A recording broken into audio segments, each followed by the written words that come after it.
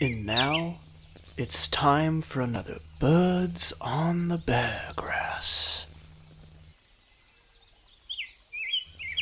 In this episode, we will be learning about the Rose-breasted Grosbeak,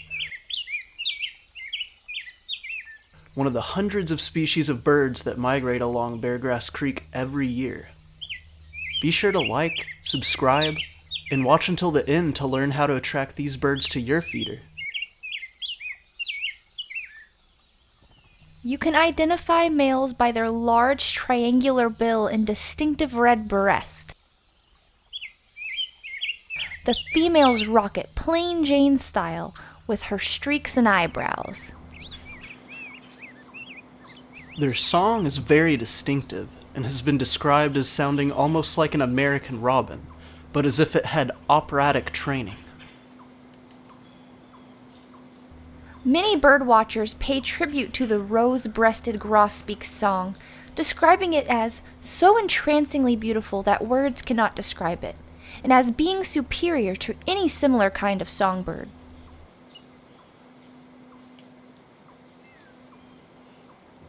What is he doing to that sunflower seed? He's getting to know it first. You're just kind of chewing on it. He's munching. I mean, I guess that's how we eat sunflower seeds too, just Yeah, you kind of like, play around with it in your mouth. a lot of tongue. In the wild, these birds forage in shrubs and trees for insects, seeds, berries, and sometimes even nectar.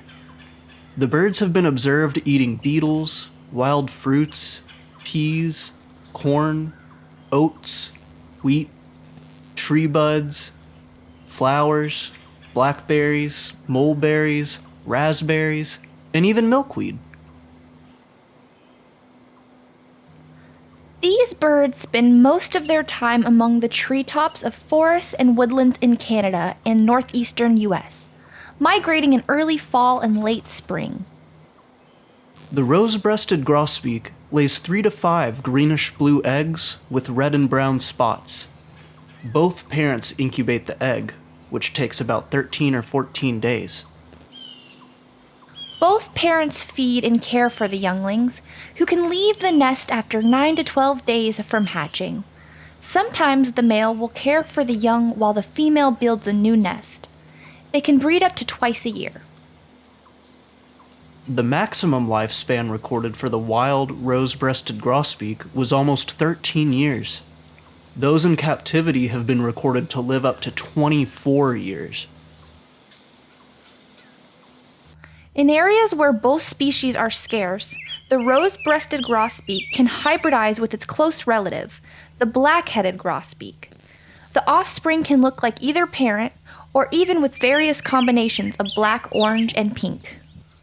Sometimes, their nests are so flimsy, the eggs can be seen through the bottom of the nest. They're very beautiful singers. Yeah, I hear them around a lot.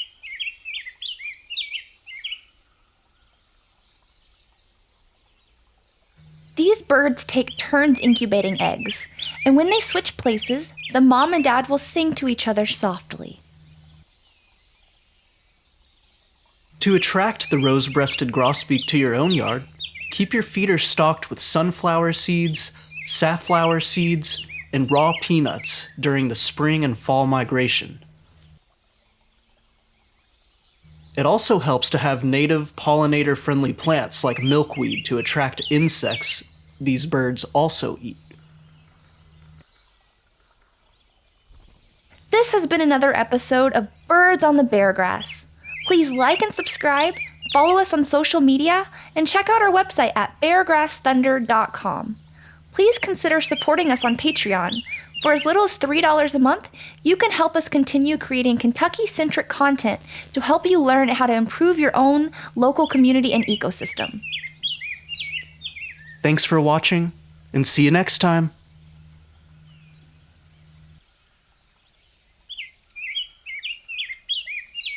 The rose-breasted grosbeak.